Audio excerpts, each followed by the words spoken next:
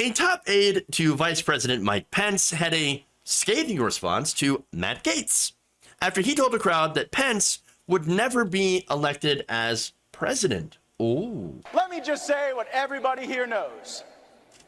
Mike Pence will never be president. Nice guy, not a leader. Mark? Well, I don't know if Mike Pence will run for president in 2024, but I don't think Matt Gaetz will have an impact on that. In fact, I'd be surprised if he was still voting. It's more likely he'll be in prison for child sex trafficking by 2024. And I'm actually surprised that Florida law enforcement still allows him to speak to teenage conferences like that. So I'm not too worried about Matt Gaetz. Thanks. Oh, goddamn. Hey, I'd like to report a murder, because that's exactly what just happened. Okay, look, I love this for a couple of reasons. Number one, who doesn't like Republican and Republican crime? I think it's the best kind of crime. Let them fight. Just let them fight. Now, and secondly, and I think this is more consequential here, do you ever see Democrats say strong things like this? No. Hell no. Look, even a lot of the progressives in office, they do not say strong things like this. For example, in 2020, Joe Biden had taken the most donations from the pharmaceutical industry out of everyone running, more so than Donald Trump. And then, by the way, as a result of this, didn't do anything about lowering the price of prescription drugs. Now, again, he took more than Donald Trump. Donald Trump, after getting paid by the same pharmaceutical companies, also abandoned his plans to lower the price of prescription drugs. So, do you know what we call that? We call that corruption. That's because that's what it is. You have these pharmaceutical companies, these big corporations that buy off our politicians, and then the politicians do exactly what they're paid to do, to help the corporations. So that's corruption. Now, has any Democrat used that example, any progressive that is serving in Washington right now, saying Joe Biden, President Biden, took this amount of money from pharmaceutical companies and now does exactly what the pharmaceutical companies want him to do? He is corrupt. He is corrupt by our system. Do you see that? No. No. Now, look, another example here, Cori Bush. I love Cori Bush, but she refused to answer whether she thought Joe Biden should step down and not run in 2024. She refused to answer the question. She's like, I gotta go. No, you didn't want to answer the question because you didn't want to have to criticize Joe Biden. Progressives, you got to start calling out Democrats when they serve corporations over their constituents. You have to be strong. And I know the people in the media and in Washington and Twitter blue checks, they're going to say, how dare you attack your fellow Democrats? Well, wait a minute. The establishment attacks progressives all the time. And they think Joe Biden has gone too far left. It's laughable. Not even close to being true. Progressives, fight back. Fight back. Now, the reason that I say that is that, look, on the right, they actually do fight. Now, of course, these same Republicans, and maybe it's a little bit easier because at the end of the day, they still serve corporations, right? But they do challenge the Republican establishment. And yes, they, as a result, have a younger slate of politicians that, yes, are extreme, but they're winning.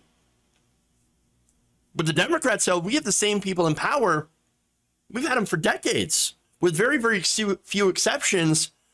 And that's, a lot of, because progressives had, when they were strong, when they were actually coming out and speaking out and challenging the establishment, they won elections.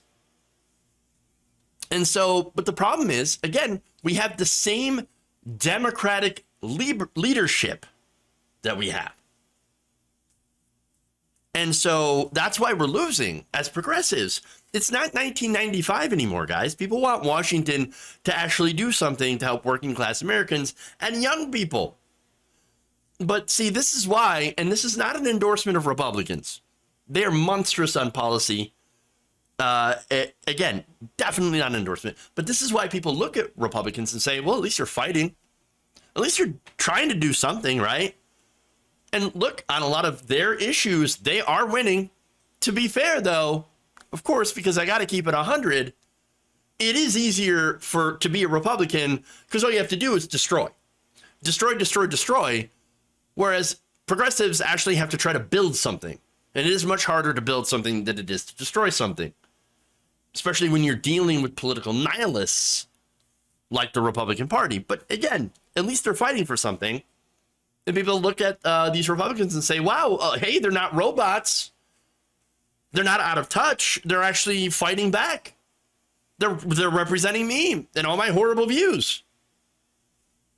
So look, by the way, to give some credit to Republicans for fighting on the right side, here you have Liz Cheney and Adam Kinzinger. Again, terrible people. I don't agree with their politics at all, but they've been running the January 6th committee, and guess what? They've been doing strong. They've been strong against Trump. They've been strong against the insurrectionists. And I would worry if the Democrats were in charge of that committee. And I know the committee chair is Benny Thompson, but it's been Liz Cheney out there doing the attacks. She's been running the show, and she's been very strong on this. Because I think Democrats would be too weak. In fact, the Democrats' plan for the midterms is not to run on policy positions. Even if they're doing the policy. No, what they're doing is they're crafting a message of, hey, look, those guys, we may not be doing great, but those guys are insane. Okay, and that's going to win you an election how?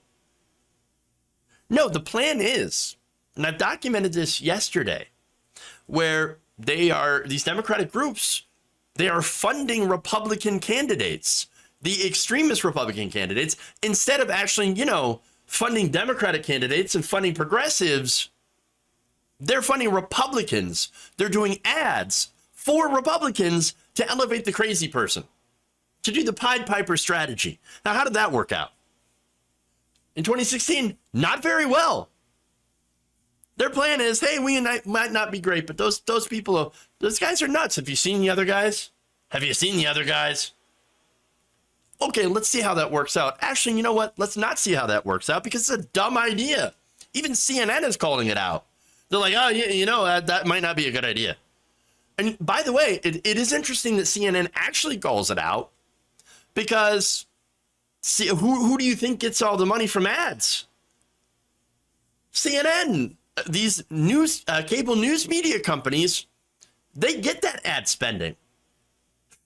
And so it's a dumb idea when even the people that are getting the money are like, are you sure you want to do that?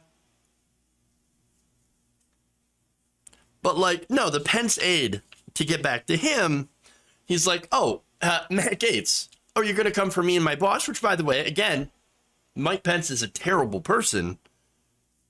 He says, no, you're going to come for me? No, I'm coming for you. And I'm going to bring a bat and a blowtorch. Democrats, you might want to start thinking about doing the same and not just against progressives.